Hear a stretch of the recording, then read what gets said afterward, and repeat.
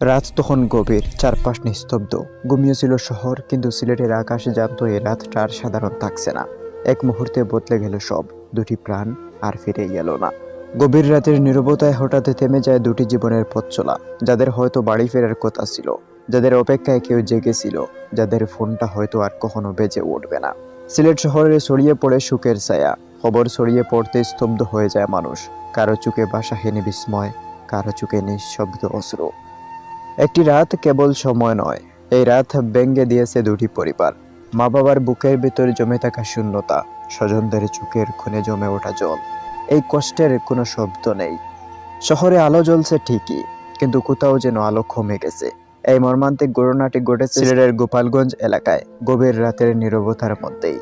নিস্তব্ধ সড়কে দুটি মোটরসাইকেল হঠাৎ করে মুখোমুখি এসে জড়িয়ে পড়ে।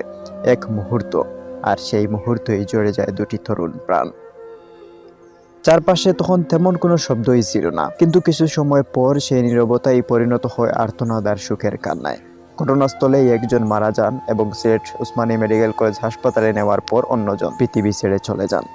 শেষ হয়ে যায় তাদের সব ভবিষ্যৎ পরিকল্পনা, থেমে যায় জীবনের পথ চলা। নিহতরা হলেন গোপালগঞ্জ উপজেলার সদর ইউনিয়নের গুয়াসপুর এলাকার জিতু মিয়ার ছেলে আব্দুল আহাদ ও গোপালগঞ্জ উপজেলার সদর ইউনিয়নের রানাপিং এলাকায় লাল মিয়ার ছেলে সাব্বির।